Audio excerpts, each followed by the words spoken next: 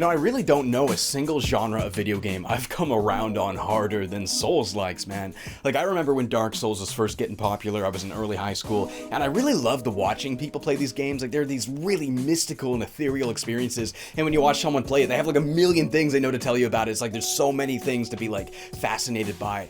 But every time I try to get into it, I don't know, it didn't really make a whole lot of sense to me. There's like a lot of reading, all the items are kind of like a little obscure to figure out how to use them and stuff. And I don't know, I fell off of it time and time again.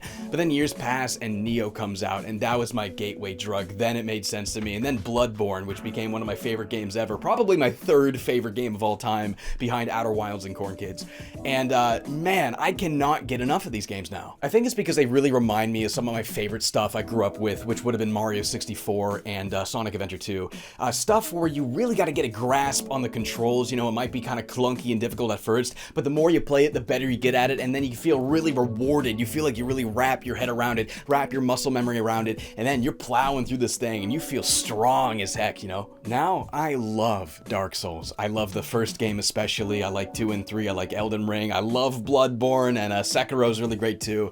And, you know, you beat all those games over and over, and you're just left wanting more. I want more games like this. And, you know, there was Lies of P that came out last year, and Lords of the Fallen. They were good, but they didn't really grab me the same way that Dark Souls or Bloodborne or Sekiro did. I wasn't really being pulled into the world as much, and I especially want one that leans more into the platforming, because Elden Ring had that jump button, so did Sekiro, and that was one of the best features I think they ever added. So here I am, just wanting another thing like that. I try stuff, it's alright, it's not really what I'm looking for. And then out of nowhere, this weird crab game comes out, and I see Snowman Gaming talking about it on Twitter, and he's like, you say this is a Souls-like and it's really good? Okay, that's weird. And then I wake up one morning and Arlo's streaming it, and I click on it, and I see weighted combat, I see jumping around, I see platforming, I see a really desolate but thoroughly thought out world that is just really cool looking, and I was like, okay, I gotta try this crab game. Then I check my email, and what's in there? What's in my inbox? A review code for it, and I scream, yes! Yes, the crab game is mine!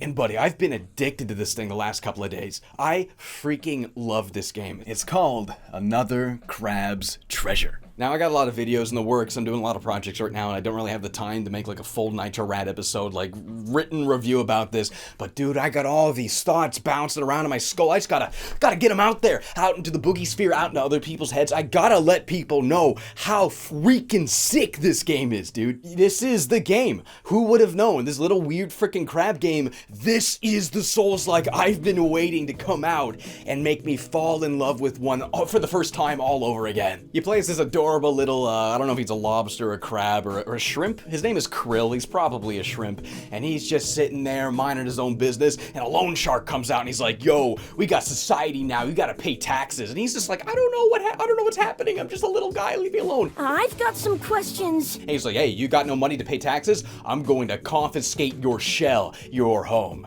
And thus the adventure begins. So I guess we'll start with the combat, because that is a huge thing in Souls-likes. Yeah, you got a little fork, and you press the R1 button, you slash it, you hold the R1 button, and you do a charge stab. It is like, it's not as slow and as weighted as Dark Souls or Bloodborne. It's a little snappier, but it still has that feel that I'm looking for in games like this. You also got a dodge button, you get iframes, it's that whole thing, except, little interesting change here, no stamina. You can sprint as much as you want to, and you can dodge as much as you want to. Felt kind of weird at first, but if you think about it, why would you just take what works and then add on top of it? Why not remix it? Why not change it? Why not go at it at a completely original angle? And having no stamina works surprisingly well for this game, and it's because I lean into all of these other mechanics that you got to worry about. So for starters, you got a little shell, your little do crabs like wear shells on the back? It's kind of like a snail thing, but either way, you can grab shells, because your shell's missing, but you can just grab whatever. You can grab soda cans, you can grab an eggshell, you can grab a shot glass, you can grab a plastic cup, all sorts of things. Oh my god, he's a hermit crab. There we go. That's a crab. Yes, there are crabs that did the shells thing. He's a hermit crab. Hold L1 and you'll hide in that shell. That's kind of like your shield. You're gonna block damage, but instead of the damage going to your health meter, it's going to go to the health bar of your current shell. Very disposable. You gotta pick one up, use it for as long as you can, it's gonna get busted. You're not gonna hold on to this thing. You're gonna have it for maybe a few minutes, and then they're everywhere. You pick up the next one. Weird comparison, but I loved how Silent Hill Downpour did something like this. Weapons are so disposable. You use it for a little bit, you're always moving on to the next one. Imagine that, but like, good. Now, on top of being a shield, every single shell has a different special ability. So, for example, the little pop cans, fizzy bubbles. You put out a bunch of bubbles and they all go to the guy. There's ones that just give you buffs. There's like a pylon type. I think it's like a little nozzle to like a hot sauce bottle. You spin around like a Beyblade. The sushi is genius. If you're wearing sushi as your shell, you use your special, it doesn't like do an attack. You eat some of the sushi, which means you sacrifice some of your shell's health and add it to your health. And on top of that, you can also roll around in it. If you're trying to get away from something and you see a little slope, go up, roll down, get some speed, and blast away, because you don't want to get annihilated by this giant crab boss that is trying to kill you. Giant enemy crab. Attack James for making 500-year-old reference. Die! Oh, my favorite mechanic. Okay, so you have your shell, right? You got your shell on your back, and that gives you like a couple of different abilities, and every different shell you find has a different amount of health depending on the material it's made out of. But eventually, you do get this ability where you take your fork, boom! It's a hammer now! Press down on the D-pad and you swap the thing on your fork for what's on your back, so you're always playing between the two. Like, okay, I want the pop can on my back, and I want this thing on the fork because I don't care about that ability, or maybe I'm going to swap them out when one's health is getting lower and I want to have a better shield for this boss fight. So many little things that add into moment-to-moment player decision-making. You have so much freedom of like what you want to do with the shells in each little moment. Instead of souls, we got microplastics. The sea is full of them, and every little creature, they're full of them. So you kill a guy, take your microplastic, add it to me, make me more powerful. It's not how it works in real life. Microplastic is terrible, but it's a really cute idea. And of course, there's a jump button. You can also do a little flutter, kind of like Yoshi's flutter. You hold the jump button, and you'll float through the air a little bit. I guess you're swimming because you're underwater. Really great option to help explore the world. You see gaps, you can get over them. There's a lot of places where like, can I get there? Oh, maybe I can. Maybe I can finagle my way up there with these little platforming moves and stuff. But on top of adding so much to the world exploration, you can also use it in the combat. Similar to Sekiro, you can do like this jump slash, you can jump out of the way, you can jump and then dodge while midair. It feels like a cute little GameCube era platformer, except on top of doing all that stuff, you're also doing the weighted combat as Souls-likes. You got the world exploration. The world in this game is really cool. This is an ocean full of trash. Humans have been putting their bullshit into here for years and years, and now it's piling up at the bottom, and you got all of these little creatures that are trying to make sense of it. They don't know what it is. They just think it's these weird materials coming down from the heavens, and they build their cities out of it. They build weapons out of it. Every single thing you see, it feels like it leans into this very core idea. You ever play Tinykin? It's like an indie game, kind of like Pikmin, really cute. They did a lot of similar stuff like that, where it's like, it's this whole household long after like people are gone, sort of like Pikmin. It's way after humans are gone. But you get to see all these little cute little bugs like recontextualize every piece of furniture or like random objects like pencils or like binders and TVs and drawers and like popsicle sticks, and you get to see them make their whole society out of these materials. It's just like that, except also every enemy you see, if they have a weapon, you better believe it's going to lean into that very same idea. If someone has a shield, it's going to be like one of those little parasol things that you put in the top of a drink. If they have a weapon, it's going to be like a Q-tip or like a straw with the top of it still on there, like it's the hilt. You got bow and arrow guys that have like a little matchbox, and they're using rubber bands to fling matches at you. And seeing what they think these things are, like for example, there's a part where a cereal box comes down, it's got a big lobster on it. They're like, oh my god, it's like the Lord Lobster, and there's a treasure map on the back. It's gotta go to some crazy treasure, when it's really just like a stupid maze game for kids. But they don't know that. Of course they're going to adhere all this crazy value to it. Of course they're going to assign all of these weird concepts to it and try to make sense of it in their own little buggy crustacean way. You got houses made out of milk cartons, you got the ketchup packets as the flags. They put so much effort into this. But on top of being adorable and cute and just wonderfully engaged with its own core idea of like what the world is, it's also like, wonderfully dark as well. It feels like a Dark Souls story. You know, you got everyone's hollow or everyone's gone mad. Here, there's pollution, and the pollution is infecting people, poisoning them, poisoning their minds, making them hollow and mad. And the juxtaposition between how ugly and realistic and crab-like all the enemies are, and how cartoony and cute the NPC characters that you can talk to and you are, there's a clear distinction between who's a friend and who's a foe. You can also pop out of the shell right when they land a hit to do a parry, or you can just use the good old reliable iframes roll dodge with the circle button, and it's all about trying to read the enemy's wind-ups and dodging accordingly. And you got crabs with their little claws, they're going whoop, whoop, with the two, I don't know, it's so readable, yet it's still so challenging. Now, a lot of these abilities you don't have right at the get-go. You're leveling up and you're getting like these little experience points and like umami points.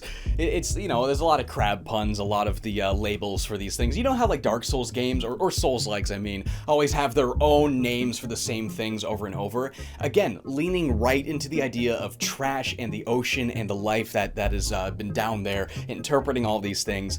You could tell they had a lot of fun trying to figure out what would make sense in this world as those items. Bonfires, for example, are magic conch shells. And yeah, the bonfires, it really is that like level to level NES kind of difficulty thing where you're trying to get to the next bonfire, but the space between each bonfire is sort of like a level, a challenging level where it's like you get through it once and now you can warp there. Now, I don't really think this game is as difficult as Dark Souls, and it's definitely not as difficult as Sekiro or like Bloodborne or anything like that, but it is still very challenging. You gotta pay attention, you have to read the enemy windups, and like the more you throw yourself at each enemy, the more you're going to be like, okay, he can do this, this, and this, and when he does this with that claw, he's going to do this attack, so I'll shield for that one. When he's gonna do the big windup, give it 1, 2, 3, dodge. You know, you figure out the beats between the animations and the attacks. So I think it's probably really good as like someone's first Souls game. Like if you've always wanted to get into Dark Souls and you think it's a little bit too intimidating, this is your gateway drug. Like Neo was my gateway drug.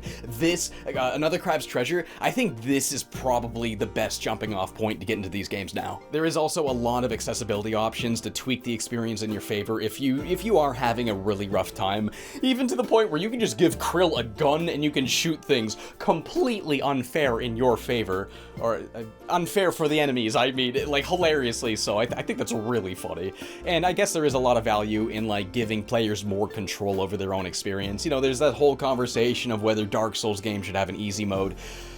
And I got thoughts and feelings on that. I'm not going to waste your time with it. But I do think this is probably the best solution, is just having all these little tweaks, these little modifiers where it's like, okay, I'm having a rough time. Just give me more health. Just give me more health. That's it. Don't just put it on like a lower difficulty. That's going to change a whole bunch of stuff. Just change that one thing and you get to pick which thing you change. I think that's really smart. Oh, and the music. Okay, they have the perfect blend of just really chill tunes for when you're out in the world and things are just delightful and bright and colorful. And then they have these like these crunchy, like intense boss themes, and then they got the spook. They got the spookiness going on too for when you're like in a graveyard of dead crabs and it's like, oh, what's going on here? Tricks and traps await every corner. There's like parts where you're walking around, a giant sandworm comes out, like you in the way he's like, no, like the way the sound bite.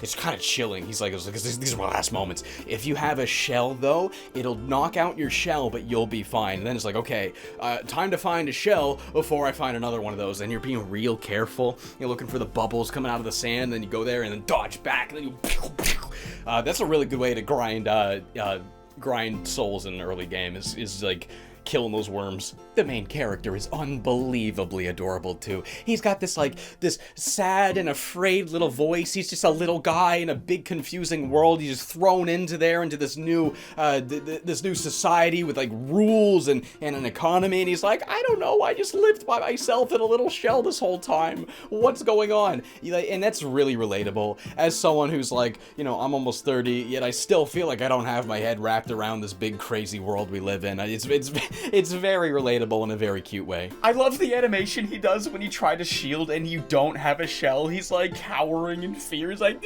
leave me alone.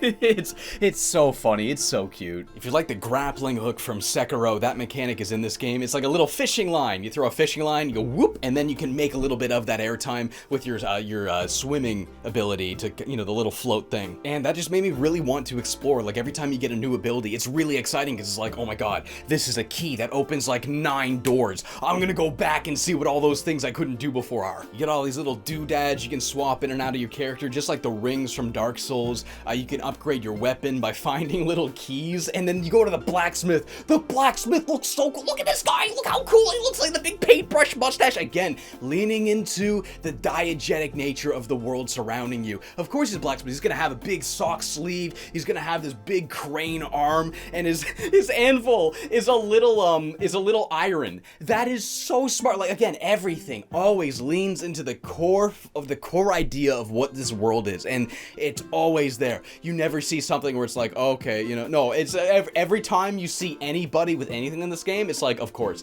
If there's like this one character, her hair is like an orange peel and it curls a little bit. It's like, of course it would be that. Now, being a really big and ambitious game by a very small team, I think it's only 11 people, like this is an indie game. It's a very ambitious and huge indie game. I'm not saying like Elden Ring huge, I'm saying for scale-wise, it's a pretty big world, it's a pretty long story. I think it's like 25 hours. I'm about halfway through it right now. It is a little buggy. I'm playing it on Steam Deck, and there has been times where enemy behavior just cannot figure out how to react to the geometry. But it's never something that really, like, destroys the experience. There might be, like, the occasional enemy where it's like, oh, really? He can't figure out how to get out of there? Okay. I win, but you know, that's better than like it destroying your run and something unfair happening to you and then you just die. I would prefer that. If I'd add some more criticisms, I guess I would say like the camera can be one sometimes. It doesn't happen a ton, but there are some moments where it's not really doing a good job of figuring out how to deal with tight spaces. Sometimes you go in a house, it's stuck outside the house, particularly when you're targeting enemies, and you know, that can even get you killed sometimes. It's mostly just a problem in the curdled village, but I do think this is something that could get a little bit better with patches. And the other thing I had in mind was how many of these shells don't really have a unique ability, because, you know, that's what I'm really looking forward to when I find a new shell. It's like, oh, whoa, what is this one going to be able to do? But a lot of them just have this pop-off ability, which is just an uppercut move. And like, you know, I get that it's a small team, there's a ton of shells, so it would have been a ridiculous amount of work to make a unique ability for every single one. I get that. You're gonna have to have some repeat abilities, and you know, that's fine. But my problem with it is it doesn't feel like something I need the shell to do. It feels like something Krill should be able to do anyway. So when I get a cool shell and it's like, oh, the move this lets me do is something that has nothing to do with the shell, you know, it's a little bit, I don't know, a little bit disappointing that it doesn't feel like the shell's doing anything. That said though, those are kind of just like nitpicks. None of these really took away from my experience. They're just little things that I think could maybe be a tiny bit better, that's all. They are squashing bugs left, right, and center though, so I'm sure a lot of that stuff is going to get ironed out with time. But yeah, I think I've rambled on long enough. The point being, do not sleep on this crab game. Another's crab's treasure. Like if you're itching for another really good Souls-like, and maybe you want something cuter that also leans into platforming, or maybe you want to get into these kinds of games for the first time and you like cute platformers, you gotta play this thing. It is remarkably good. Probably gonna call this a Nitro Ramble video. How's that? Is that a good idea? You know, I did these unscripted videos before, like when I did the RE4 remake review last year. I just called it This Nitro Rad, and I kind of felt that was a little dishonest because you click on it thinking it's going to be what a Nitro Rad video normally is. So maybe Nitro Ramble would be a good idea for these occasional off-script videos. What do you think? That's probably good. I'm gonna call it that. But yeah, thanks for listening to me spill my messy, unorganized thoughts out about something that I'm really having a super duper blast with. Thank you, Aggro Crab, for sending a review code my way. You can bet your ass it's totally gonna be in my top 10 games this year. Man, 2024 is gonna be a dope ass year for indie games. Like Crow Country comes out in like not even 2 weeks, and Hollow Body is also coming out this year. Indie games are on fire lately, man. And like, who would have known that like the Souls game I'm looking for with the jump button that leans the platform and all these things. So, you know, it's funny. Like Lies of P didn't do it for me. Lords of Fallen didn't do it. You know, and I'm saying they're bad games. They're fine. But it's like this stupid little crab game comes out of nowhere. It's like, hey James, I I'm the one. If you want to get it, it's available on Steam and Switch and PS5 and Xbox. I don't know if I would recommend the Switch version though. Like that, I looked at that thing. It doesn't look like it runs super great. Let's be real. We're getting towards the end of the Switch's lifespan. Games are getting a little too hefty for it. That Switch 2 better run these things better. I really hope the Switch 2 like runs old games better, because it's hard to recommend Switch versions of games these days, and I really hate that. As for Steam Deck, it doesn't run like perfectly on max settings. You gotta tweak down some things. Like I play it on like medium graphics with the medium textures. Yeah, that's if I'm playing it docked on a TV in 1080p. If I'm playing it on the handheld and it's 720p, I can crank the texture resolution up and it does look a lot better.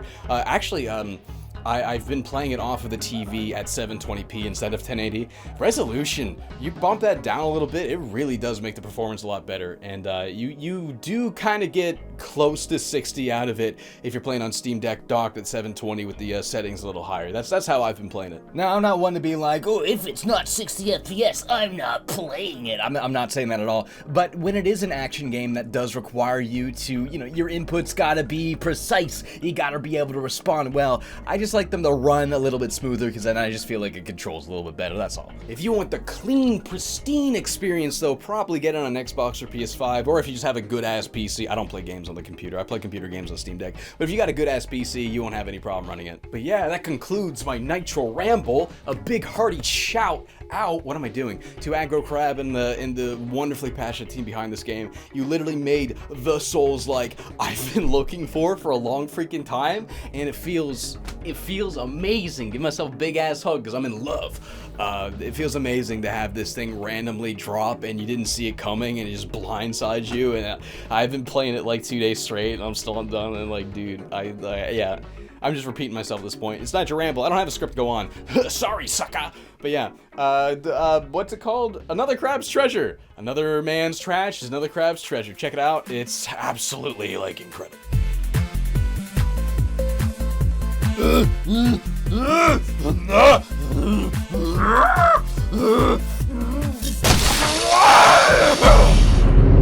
have achieved my true form. A crab. Now I'm gonna go to the grocery store and pinch every nipple I see.